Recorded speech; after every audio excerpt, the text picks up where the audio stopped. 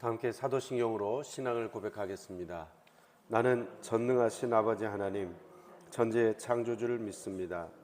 나는 그의 유일하신 아들, 우리 주 예수 그리스도를 믿습니다. 그는 성령으로 잉태되어 동정녀 마리아에게서 나시고 본디오 빌라도에게 고난을 받아 십자가에 못 박혀 죽으시고 장사된 지 사흘 만에 죽은 자 가운데서 다시 살아나셨으며 하늘에 오르시어 전능하신 아버지 하나님 우편에 앉아 계시다가 거기로부터 살아있는 자와 죽은 자를 심판하러 오십니다. 나는 성령을 믿으며 거룩한 공교회와 성도의 교제와 죄를 용서받는 것과 몸의 부활과 영생을 믿습니다. 아멘. 다 함께 찬송가 333장 찬양하겠습니다. 333장입니다.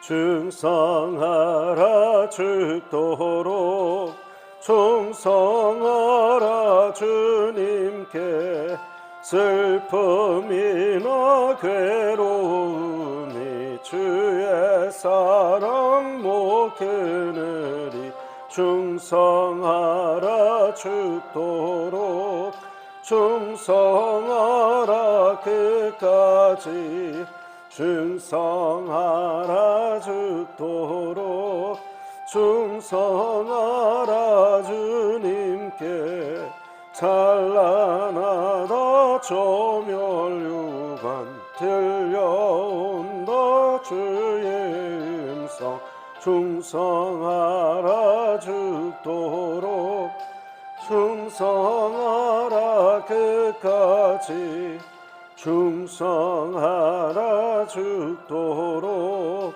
충성하라 주님께 항상 내가 힘쓰오니 주님 나를 도우소서 충성하라 죽도록 충성하리 끝까지 아멘.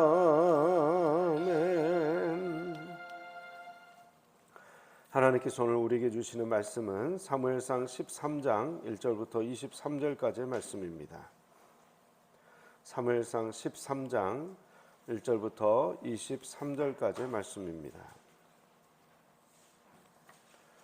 함께 교독하시겠습니다. 제가 먼저 사무엘상 13장 1절의 말씀을 읽겠습니다.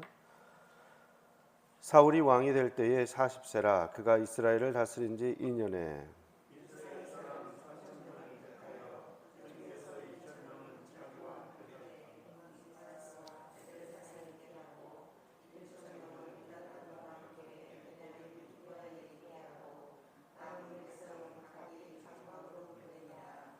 요나단이 게바에 있는 블레셋 사람의 수비대를 치매 블레셋 사람이 이를 들인지라 사울이 온 땅에 나팔을 불어 이르되 히브리 사람들은 들으라 하니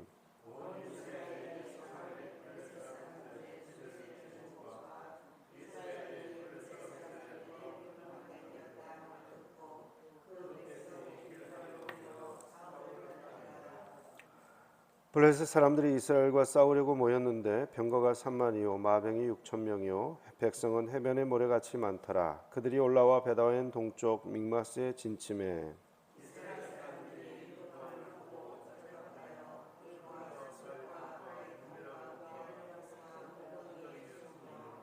어떤 히브리 사람들은 요단을 건너 갓과 길르앗 땅으로 가되 사울은 아직 길갈에 있고 그를 따른 모든 백성은 떨더라.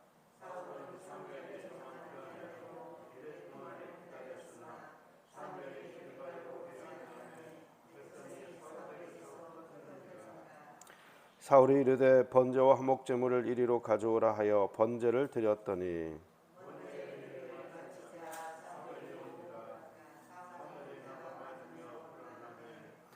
사무엘이 이르되 왕이 행하신 것이 무엇이냐 하니 사울이 이르되 백성은 내게서 흩어지고 당신은 정한 날 안에 오지 아니하고 블레셋 사람은 믹마스에 모였음을 내가 보았으므로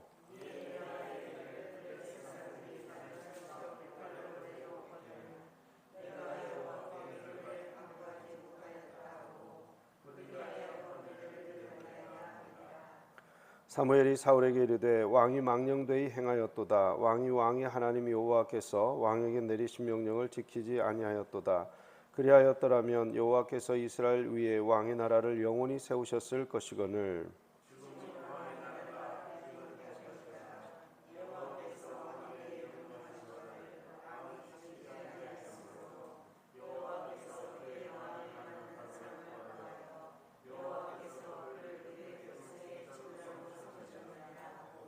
사무엘이 일어나 길갈에서 떠나 베냐민 기브아로 올라가니라. 사울이 자기와 함께한 백성의 수를 세어보니 600명 가량이라.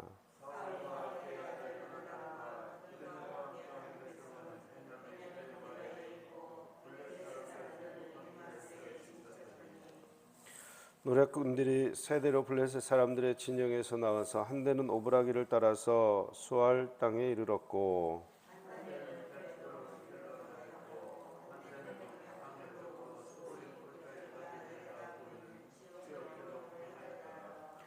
그때 이스라엘 온 땅에 철공이 없었으니 이는 블레셋 사람들이 말하기를 히브리 사람이 칼이나 창을 만들까 두렵다 하였음이라.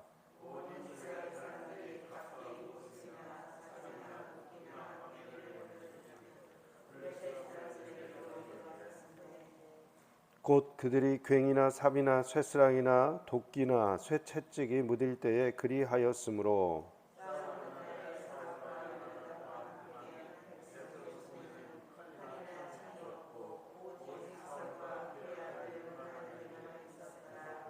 함께 읽겠습니다. 블레셋 사람들의 부대가 나와서 믹마스 어귀에 이르렀더라. 아멘. 기도하겠습니다. 사랑의 은혜가 충만하신 아버지 하나님, 오늘도 이 새벽에 단잠을 깨워 주의 말씀 듣도록 저희 함께 모이게 하신 것 감사를 드립니다.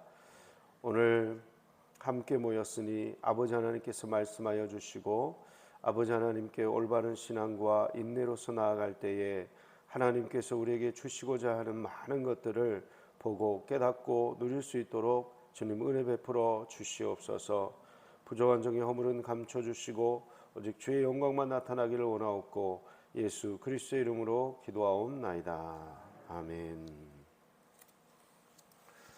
이제 사울이 왕이 되어서 이스라엘 백성들을 다스리게 됩니다. 사울은 블레셋과의 오랜 전투가 있었기 때문에 수비대를 조직을 했는데 자신과 함께하는 2,000명을 따로 조직을 했고 그리고 자신의 아들 요나단과 함께할 수 있는 수비대 1,000명을 따로 조직을 했다는 것을 알 수가 있습니다.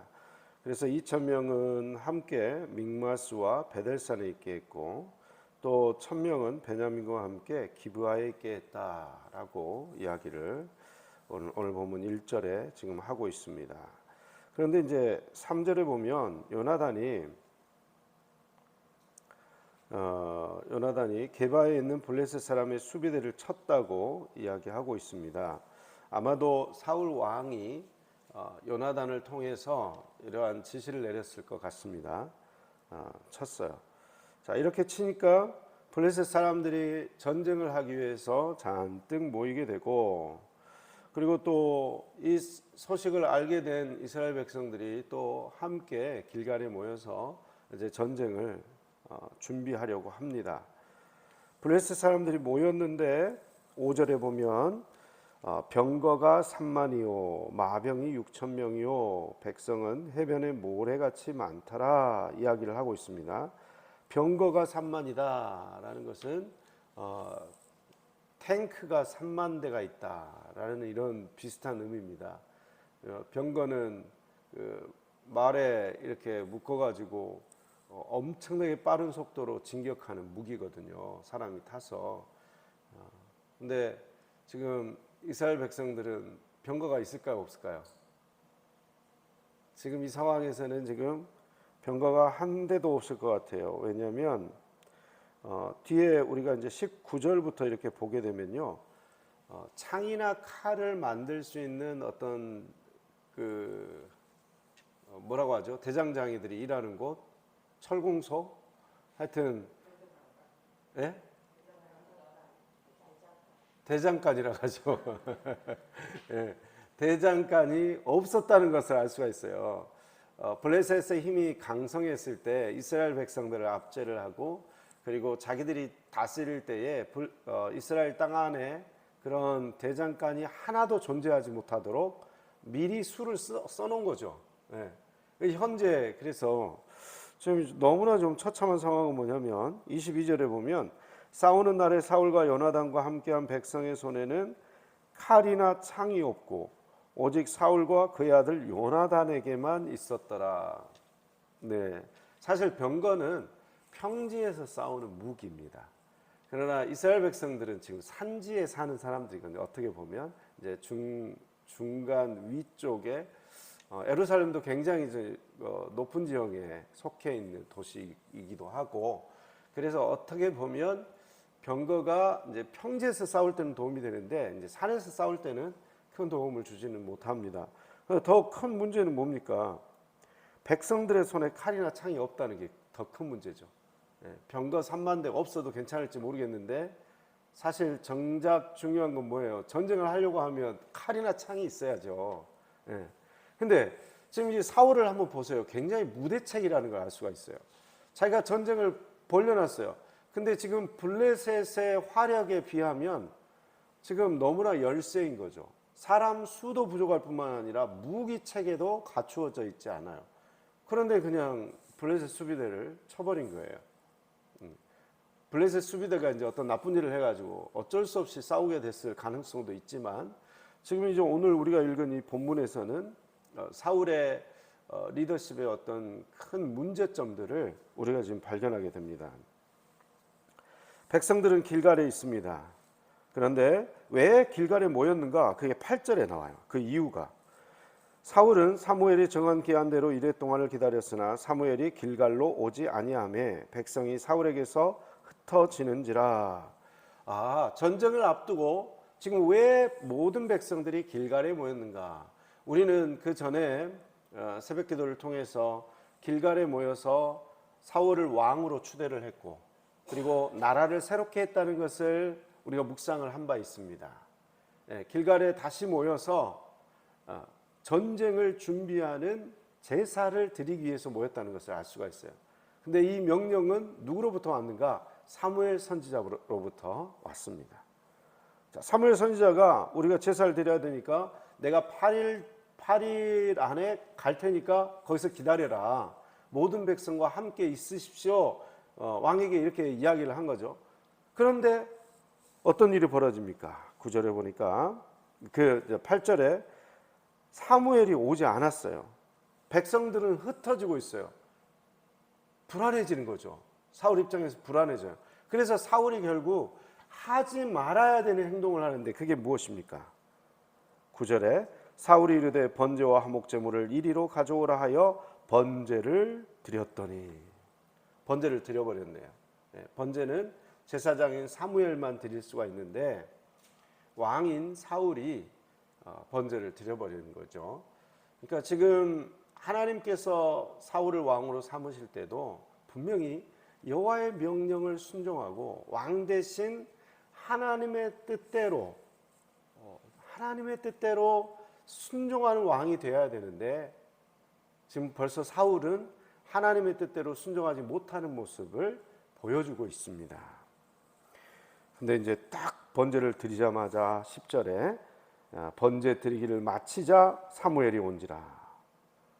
사무엘이 일부러 저 근처에서 기다리고 있다가 마칠 때까지 이렇게 딱 기다렸다가 온 것처럼, 이렇게 번제가 끝나자마자 사무엘이 도착을 합니다. 조금만 더 기다렸으면 됐는데, 그죠? 조금만 더 기다렸으면 됐는데 그 사이를 인내하지 못하고 결국 이렇게 문제가 되고 맙니다. 그런데 이제 그렇게 온 사무엘을 사울이 나가서 맞으면서 문안을 하죠. 그러자 11절에 사무엘이 이제 이야기를 합니다. 왕이 행하신 것이 무엇이냐 하니 이제 사울이 말을 합니다. 이르되 백성은 내게서 흩어지고 당신은 정한 날 안에 오지 아니하고 블레셋 사람은 mikmas에 모였고 이 모든 걸 내가 보았으므로 이에 내가 이르기를 블레셋 사람들이 나를 치러 길갈로 내려오겠거늘 내가 여호와께 은혜를 간구하지 못하였다 하고 부득이하여 번제를 드렸나이다 하니라. 사울 왕이 말하는 거는 지금 철저하게 어떻게 보면 사실에 기반된 이야기를 지금 하고 있습니다. 눈에 보이는 대로, 눈에 보이는 그대로를 이야기하고 있기는 해요. 눈에 보이는 것. 보세요. 11절의 마지막 부분 보면 블레셋 사람은 믹마스에 모였음을 내가 보았으므로. 내가 지금 눈으로 목도하고 있는 것은 무엇입니까? 눈으로 목도하고 있는 것. 백성은 지금 흩어지고 있죠. 사무엘은 지금 안 오고 있죠. 그리고 우리를 죽이러 오는 블레셋 군대는 지금 믹마스까지 쳐들어왔죠. 그걸 다 보고 있어요. 자, 여기에서 거짓이 있습니까? 없습니까? 거짓은 없어요. 철저하게 사실에 기반하고 있어요. 그 보이는 것은 사실이에요. 자, 그 보이는 것은 사실입니다. 그러나 사무엘은 뭐라고 대답합니까? 13절에 사무엘이 사울에게 이르되 왕이 망령되이 행하였도다. 왕이 왕의 하나님 여호와께서 왕에게 내리신 명령을 지키지 아니하였도다. 그리하였더라면 여호와께서 이스라엘 위에 왕의 나라를 영원히 세우셨을 것이거늘. 눈에 보이는 사실, 그것이 믿음은 아닙니다. 그걸 판단할 수는 있죠, 그죠? 그러나 믿음은 무엇입니까? 눈에 보이는 현상을 가지고 자기를 돌아보는 것이 믿음이에요. 다른 사람에게서 핑계거리를 찾고 다른 사람을 비난하고 다른 사람에게 문제의 원인이 있다고 계속해서 외부적인 요인만을 바라보는 것은 그게 불신앙이라는 걸 알아야 돼요. 그리고 결국 그 외부적인 요인에 대한 판단의 근거가 하나님의 말씀이어야 되는데 하나님의 명령에 따라서 그것을 어떻게 처리할지를 생각을 해야 되는데 눈에 보이는 현상을 보고 그 모든 해결책을 눈에 보이는 대로 판단하고 그리고 자기 자신에게서 문제점을 찾지 않고 모든 문제는 누구에게 있다? 지금 도망가고 있는 백성들에게 있고 지금 아직도 도착하지 않고 있는 사무엘 선지자한테 있고 지금 저렇게 지금 몰려오고 있는 블레셋 군대들에게 있고 지금 계속해서 핑계로 일관하고 있죠. 그렇다면 진정한 믿음은 무엇입니까? 진정한 믿음. 눈에 보이는 그런 모든 환경을 하나님의 말씀에 비추어서 판단하는 거예요. 하나님의 말씀이 어디에 있는가? 그럼 하나님은 무엇을 원하시는가? 이것을 먼저 생각하는 것이 믿음이라는 거예요. 백성들은 흩어지고 있습니다. 그때 우리가 생각해야 되는 믿음은 무엇입니까? 전쟁은 여호와께 속해 있다. 전쟁은 우리의 숫자와 상관이 없다. 실제로 기드온이 몇 명을 가지고 이깁니까? 300명을 가지고 이기거든요. 기드온 300명 용사가 이기지 않습니까? 전쟁을. 그런 것과 마찬가지입니다. 전쟁은 숫자 있잖아요. 백성들이 도망가는 게 상관이 없어요, 사실은. 백성들이 지금 마지막에 600명 남거든요. 600명 남았는데 그게 사실은 상관이 없다는 거예요. 뭐가 상관이 있습니까? 하나님께서 이 전쟁과 함께 하시는가 하시지 않는가? 하나님이 이 전쟁을 원하시는가 원하시지 않는가? 이것이 더 중요한 판단의 근거가 되어야 된다는 거예요. 전쟁과 하나님이 함께 하실 때에 그 전쟁을 우리가 이길 수가 있는 거예요. 백성들이 다 도망가도. 그렇죠? 사무엘 선지자가 오지 않았어요. 사실이죠. 그죠? 아직까지 안 왔어. 8일째 됐는데 안 왔어요. 그러면 그래, 사무엘 선지자가 안 왔으니까 내가 이제 제사를 드려야 되겠다. 이건 어떤 마음에서 비롯된 것입니까? 마치 우리가 지난번에 묵상을 했듯이 하나님의 법궤를 전쟁터로 가지고만 가면 전쟁에서 이긴다. 내가 하나님께 제사를 드리기만 하면 이 전쟁은 이기는 전쟁이다. 내가 하나님께 제사를 드렸으니까 하나님이 나를 이기게 하실 것이다. 이렇게 생각을 하고 있는 거예요. 제사가 뭐가 되고 있습니까? 우상이 되고 있고, 제사가 미신적인 행위가 되고 있어요.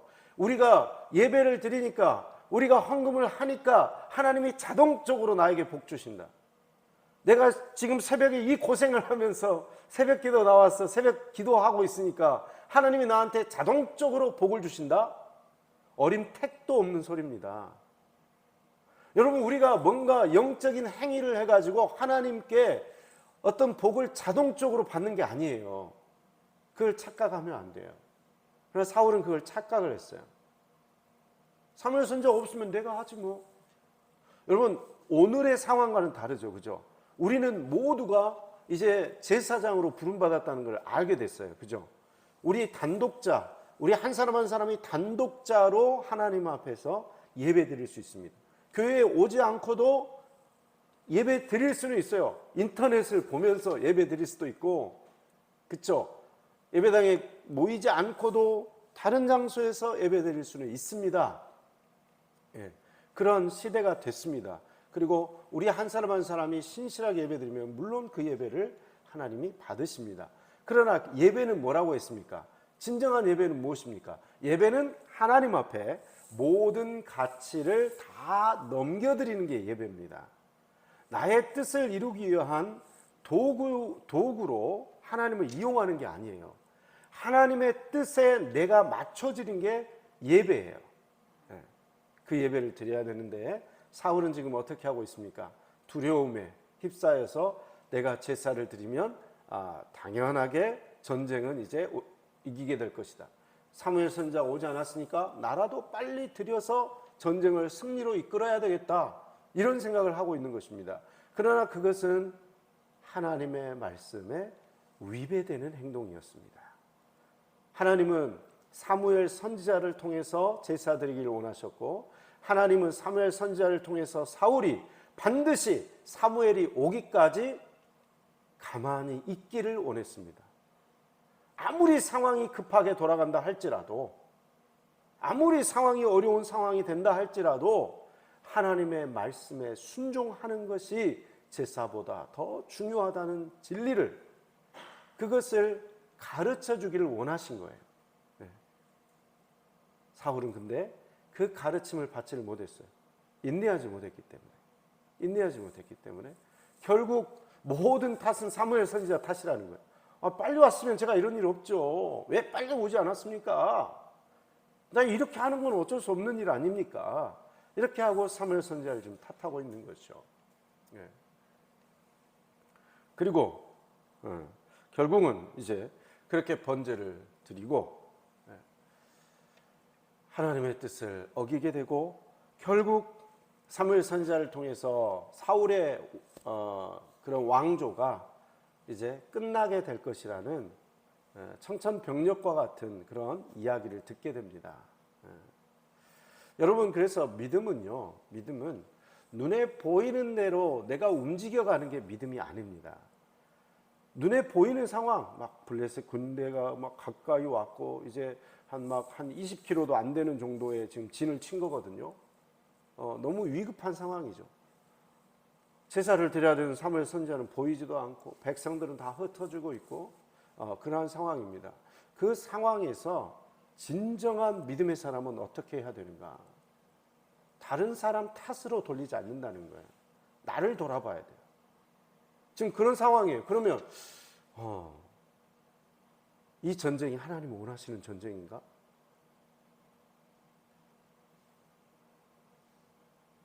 이걸 먼저 생각을 해야겠죠. 하나님 앞에 엎드려야 되겠죠. 하나님 앞에 엎드려 기도해야 되겠죠. 그러면 사울처럼 다른 사람의 흉, 다른 사람한테 핑계, 교회 핑계, 누구 핑계, 누가 잘못했고 이런 말이 나오겠습니까? 이런 말이 안 나와요. 진정한 믿음의 사람은 자기가 얼마나 잘못됐는지를 먼저 보는 사람이에요. 그러나 우리는 다 어떻습니까? 다른 사람들은 다 알고 있어. 누가 잘못하고 있는지 지금. 근데 본인만 몰라. 본인만 몰라요. 왜 그런 일이 생기고 있습니까? 왜 본인만 모르고 그런 일들을 벌이고 있습니까? 믿음이 없기 때문에 그래요. 믿음이 없기 때문에. 하나님 앞에 엎드려야 돼요. 하나님 앞에 엎드려서 하나님의 뜻을 구해야 돼요. 그리고 하나님이 말씀하신 대로 내가 복종을 먼저 해야 돼요. 하나님의 말씀에 먼저 복종하는 거예요. 에이, 내가 알아서 다 해버려. 이게 아니에요. 이게 아니에요. 네, 하나님은 때로 엄하시기도 하신 분이에요. 결국은 사울의 왕조가 몰락을 하잖아요. 하나님을 어떻게 거역할 수가 있어요? 우리 김영희 집사님 말씀처럼 우리가 하나님 뜻을 따라야지 하나님이 우리 뜻을 따라주는 게 아니에요. 이 순서가 달라지면 안 돼요. 지금 하나님께서 왕 제도를 만드시고 이제 이 왕권을 처음으로 이제 세우셨지 않습니까? 그러면서 계속 사무엘 선지자를 통해서 이런 일이 일어날까 봐 계속 경고를 하셨어요. 왕이 세워지면 그가 너희들 아들, 딸 다 노예 삼을 것이고 이런 일도 할 것이고 저런 일도 할 것이다. 그러나 그 왕이 신실하게 하나님의 말씀을 따른다면 이제 이스라엘 백성들은 평안하게 될 것이고 만약 그렇지 않게 된다면 이 나라를 잃게 될 것이다. 이웃 나라들로부터 이제 고통을 당하게 될 것이다. 분명히 계속 경고를 받았잖아요. 사무엘 선지자를 통해서도 경고를 듣고. 그런데 결국 우려했던 일이 벌어지고 만다는 것이죠. 사울왕을 세웠는데 그 사울왕이 믿음의 사람이 아니었어요. 믿음의 사람이 아니었어요. 그냥 눈에 보이는 대로 그냥 판단하고 행동을 해버린 거예요. 그러나 믿음의 사람은 어떤 거예요? 눈에 보이는 대로 판단하고 행동하는 사람이 아니라 눈에 보이는 것 때문에 엎드려 기도하는 사람이에요. 눈에 보이는 것 때문에 하나님의 뜻이 어디 있는지 묻는 사람이고 눈에 보이는 것 때문에 인내하는 사람이에요. 끝까지 인내하고 하나님 말씀이 무엇인지, 그래서 내 목에 칼이 들어온다 할지라도 하나님 뜻이 이루어지는 제물이 되는 것, 그것이 믿음이에요. 믿음은 내가 사는 게 믿음이 아니라 내가 먼저 죽는 게 믿음이에요. 환경 속에서 내가 혼자 살겠다고 다른 사람한테 핑계 돌리고 교회에 핑계 돌리고 그게 아니에요. 하나님 말씀으로 내가 먼저 죽어야 돼요. 내가 먼저 죽는 거예요. 내가 먼저 죽고 하나님 앞에 엎드려서 하나님의 뜻을 묻고 하나님께서 원하시는 명령이 무엇인가, 그 명령대로 순종하는 것, 끝까지 인내하는 것, 내 죄를 자복하는 것, 그게 믿음이라는 거예요. 그게 믿음이에요. 그러나 사울은 끝까지 이 기회를 놓치고 마는 거예요. 왜 놓치고 맙니까? 하나님을 온전히 신뢰하지 못하고 자기 사는 것이 급급했어요. 자기가 사는 게 급급해요. 그러나 왕은 그러면 안 되죠. 왕은 자기가 사는 것보다 누가 사는 것이 우선이 돼야 됩니까? 하나님께서 맡겨주신 백성이 사는 것이 우선이 돼야 되고, 자기의 위신이 떨어지는 것이 중요한 게 아니라 하나님의 권위가 땅에 떨어지는 것이 더 중요한 사람이죠. 왕은 하나님이 높임받는 일에 앞장서야 되고, 이스라엘 백성들, 하나님이 양떼로 맡겨주신 그 백성들이 평안하게 살도록 하는 것, 그것이 더 우선이 돼야 되는 사람 아니겠습니까? 그렇죠? 우리 한 사람 한 사람 보겠습니다. 우리 한 사람 한 사람은 하나님께서 이 하나님 나라의 친백성 삼으셨어요. 하나님의 말씀대로 순종하여 살아갈 때에 하나님께서 주시는 평강과 기쁨과